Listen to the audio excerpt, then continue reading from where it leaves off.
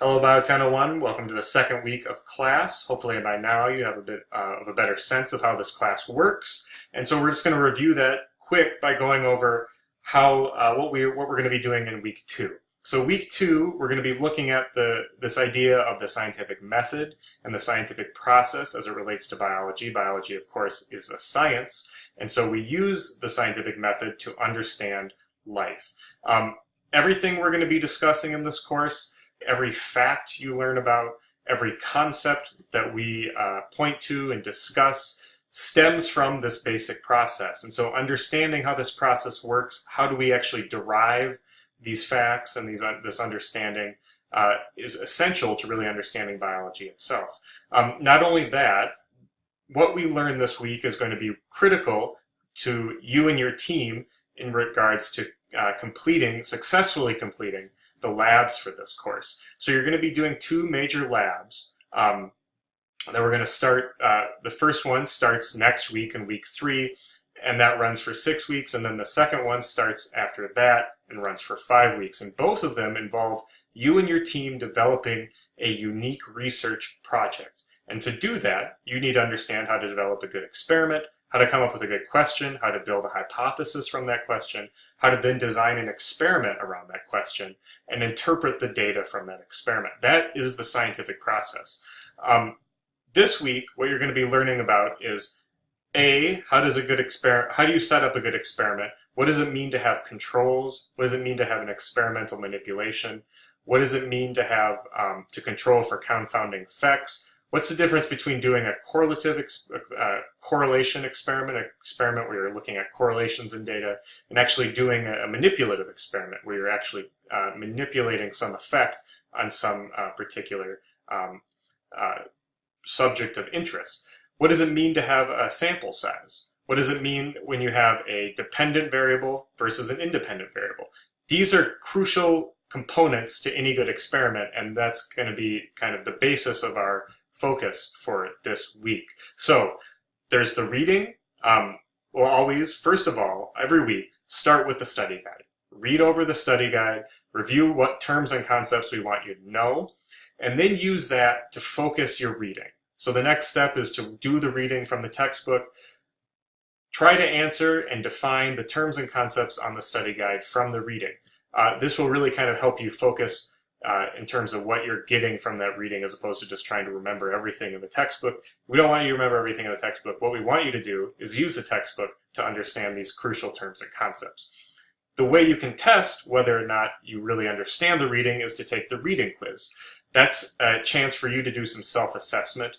How well do you understand the material? You do the reading quiz to get a sense of how well you understood that reading. From there, once you get that basic understanding of the material, you do a set of essential questions. This week is no different. You and your team are assigned between 2 and 4 questions a week, and you're tasked with answering those questions as a team. So it's beneficial for you individually to answer them yourself. You actually are graded on submitting to the essential question forum, and then your team must synthesize those answers and submit one essential question assignment.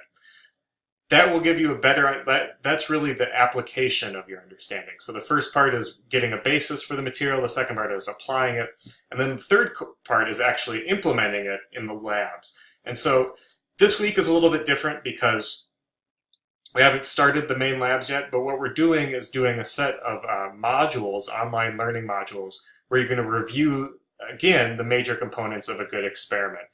How do you design an experiment so that you can effectively answer the question that you're interested in?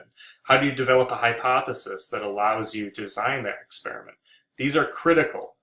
They'll be critical for you in terms of designing the labs for this course, but they're critical for you in terms of understanding science in general. If you don't have a good question, if you don't have a good basis for a hypothesis or a clear hypothesis, then you're really at a hindrance to doing some sort of informative experiment that gives you insight into how something works, how effective a product is, how useful a treatment is in a medical context.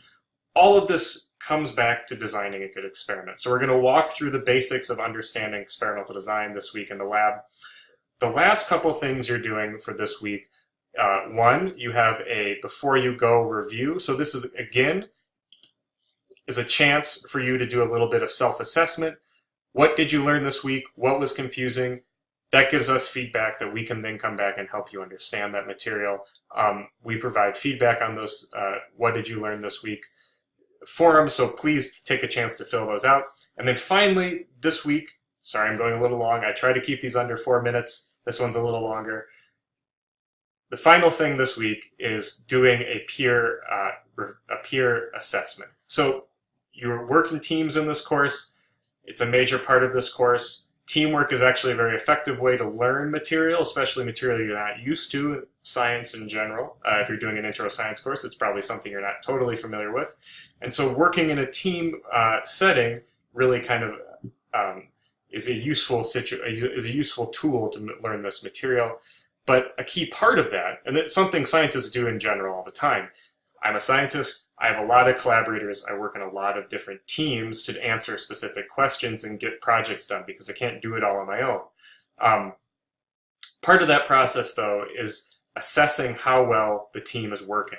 And that involves some self and peer review. And so that we're going to incorporate that in this course. This is your first chance to do that. What we're looking for is not negative feedback. We're looking for positive, constructive feedback. So if someone's doing something well, that's great. Highlight that.